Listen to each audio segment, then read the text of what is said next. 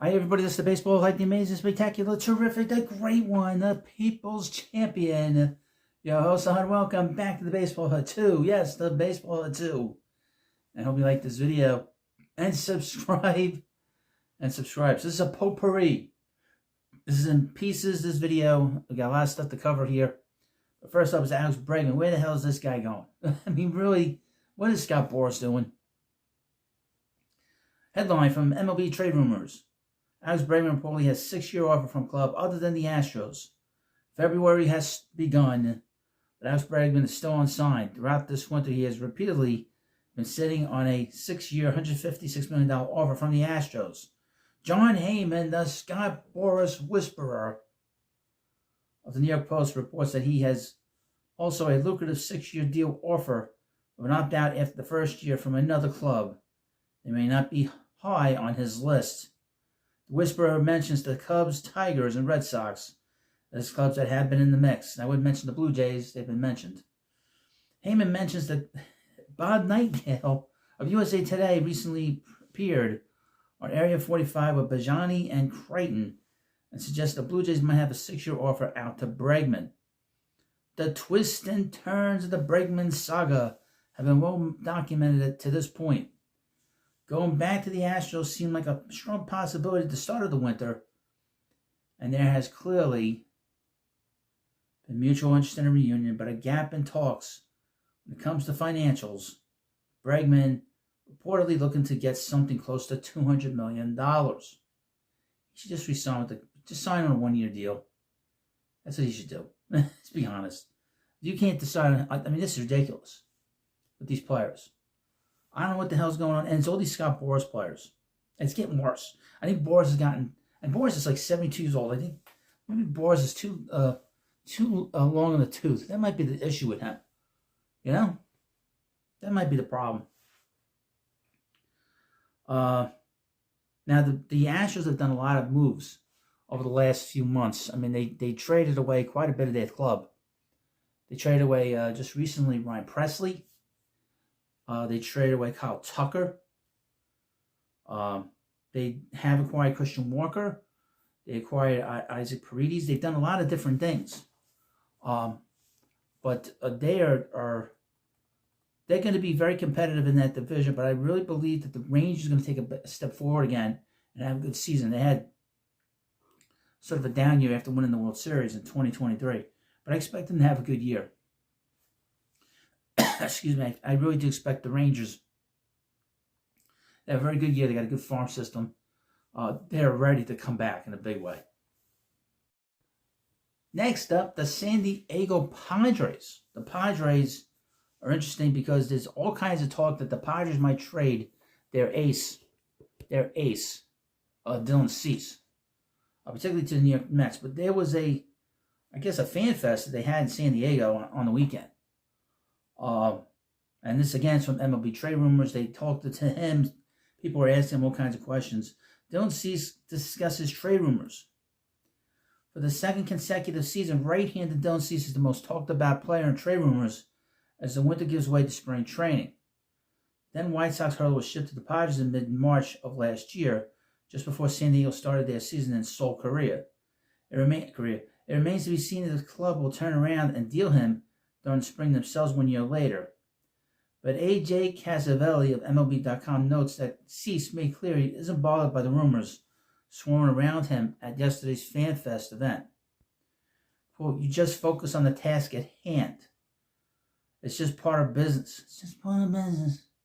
It's not personal. It's not personal, Sonny. It's only business."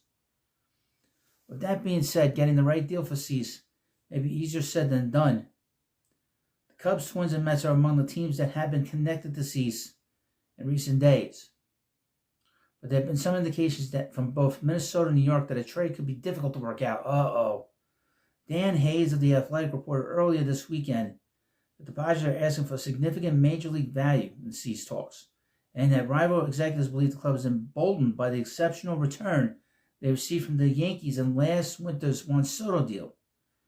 Meanwhile, Hayes reports that the Twins are unwilling to part with top prospects like Walker Jenkins, Emmanuel Rodriguez, and Luke Castillo at this time had preferred to offer a package of big leaguers who could help address San Diego's needs in the lineup and rotation. Now, the thing that you got to understand about the Padres, as you know, is that the Padres have all kinds of issues with their ownership because the family is fighting, and it's terrible. The owner, Peter Seidler, passed away last year, and everything is up in the air. And it seems like San Diego is desperate as an organization to get rid of payroll. And they have some very immovable contracts. Fernando Tatis is immovable. Xander Bogaerts is immovable. Manny Machado, you can't move him. And you got all this money that's just sort of sitting there. And the players are going to get older. I mean, Machado's going to get older.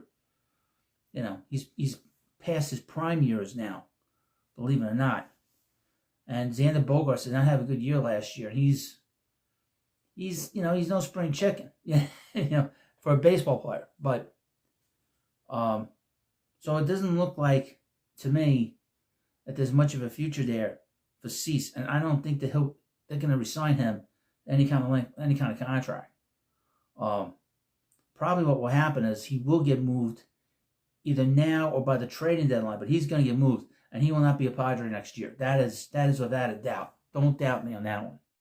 And finally in this video, I think, let's talk about the Mariners and a whole bunch of different things here.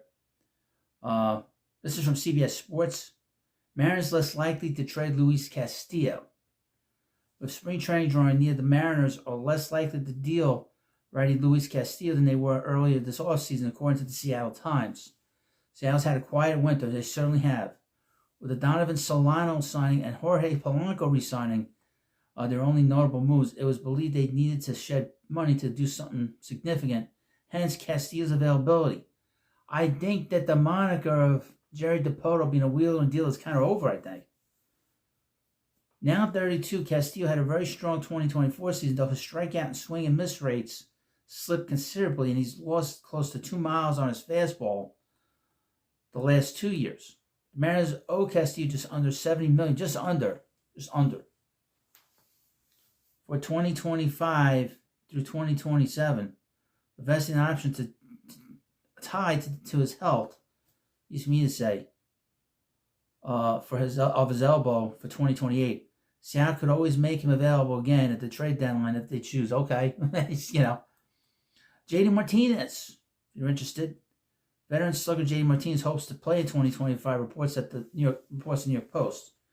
37-year-old veteran did not play the field at all in 24. He's played only 12 innings in the outfield over the last 3 years. He's a full-time DH, which will limit his market. Martinez would make sense for the Padres who lack an established DH, though they seem disciplined to spend at the moment. We rank Martinez as the 44th best free agent available this offseason. He did not sign with the Mets until a week before opening day last year, and he started out well before fading late. Martinez started only 14 of New York's final 25 games and 5 of their 13 postseason games.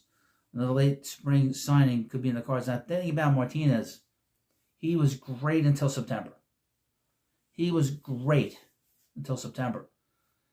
When the Mets brought him in there, he was such an impactful bat and personality within the clubhouse. You could not have asked for more. And then he just sort of faded away. And I think a lot of it has to do with he might not have much left in the tank, but he's such a great hitter. Just seeing him just for those 2 months, in June and July and August, he was great. A real pleasure to watch him. Let's talk about the Royals now. Before he signed with the Blue Jays, the Royals offered Anthony Santander a 3-year contract. Kansas City then pivoted to Carlos Estevez, and they could still add a lower-cost outfield bat. A ready to platoon with MJ Melendez seems most logical. Versus Harrison Bader, Mark Canha, Adam Duvall, and former Royal Tommy Pham all fit the bill. Those are all pretty good options, to be honest with you. Royals outfielders collectively hit .223 with 47 home runs in 24. That's terrible. But their strength is in the infield and behind the plate. This is a rather interesting potpourri about Dylan Cease, JD Martinez, Luis Castillo, Alex Bregman at the top. You know, let me ask you a question, if you please. Doesn't it seem that there's not nearly as many big trades or any trades in the offseason like we used to have back in the day? Even just 10 years ago. We used to have so many big trades in the offseason. We don't get that anymore. Why is that? It's not nearly as fun as it used to be. But hopefully you had fun watching this video. And of course, thank you for watching. We have memberships here. Become a member. It's a great way to support me on YouTube. And thanks for watching. And I'll see you later.